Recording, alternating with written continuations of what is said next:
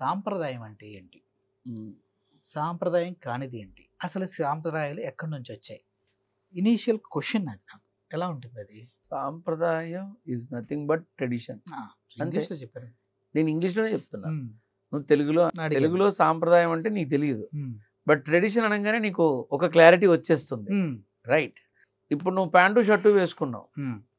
రేపు నీ కొడుకో కూతురో dad I don't want all this nonsense అని చెప్పి ఇంత చిన్న స్కర్ట్ వేసుకుంటారు. హ్మ్. నువ్వు వాళ్ళది వేయించలేవు. హ్మ్. ఆ ట్రెడిషన్లో వాళ్ళు అలా ఇష్టపడతారు, హ్మ్. దాన్ని అలా ఫాలో అయిపోతారు. హ్మ్. అంతే. హ్మ్. ఈ సాంప్రదాయాలు ఏవైతే పద్ధతులు ఇవన్నీ ఉన్నాయో మన పూర్వీకుల నుంచి మనకొచ్చేటటువంటి అలవాట్లు మాత్రమే. హ్మ్. ఇది మనం పెట్టుకున్న పద్ధతులు, మనం చేసుకున్న అలవాట్లు, మనం అనుసరిస్తున్నటువంటి విధానాలు. హ్మ్. ఇంతే తప్ప నువ్వు ఇలానే ఉండు అని మనకెవడూ చెప్పల. హ్మ్. మన తాత ముత్తాతల నుంచి ఏదైతే వస్తోందో దాన్ని మనం అనుసరిస్తూ వెళుతున్నాం. ఇప్పుడు నేనున్నాను నాన్న, హ్మ్. నేను ఒక బ్రాహ్మణుణ్ణి. హ్మ్. రైట్. హ్మ్. అవును. నా తండ్రి చెప్పాడు, హ్మ్.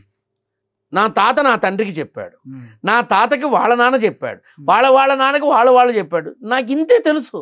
హ్మ్. నేను ఈ పద్ధతులు ఇలా అని చెప్పానంటే అది చాలా పెద్ద తప్పు. హ్మ్. ఇది నేను క్రియేట్ చేయలా, హ్మ్. ఇది నేను సృష్టించలా, హ్మ్. ఈ సాంప్రదాయాన్ని నేను తీసుకురాలా. హ్మ్. మన పూర్వీకుల నుంచి మనకు అలా వంశపారపర్యంగా వస్తున్నటువంటి విధానాల్ని మనం ముందుకు తీసుకెళ్తున్నాం. హ్మ్. ఇది మన సాంప్రదాయం అంటారు. హ్మ్. ఏడుంది? ఆ! ఎక్కడుందా సాంప్రదాయం? హ్మ్. ఉందా ఎక్కడన్నా? అదే అడుగుతున్నాను. మరి ఎక్కడన్నా ఉందా? హ్మ్.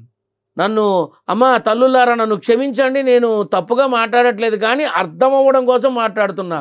ఒకప్పుడు ఈ కొప్పు కనపడకుండా ఉండేవాళ్ళు, హ్మ్. బయటికి వచ్చేవాళ్ళు కాదు.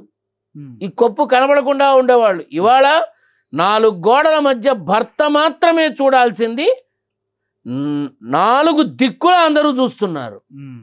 ఎక్కడికి వెళ్ళింది సాంప్రదాయం? హ్మ్. ఏమైపోయింది సాంప్రదాయం?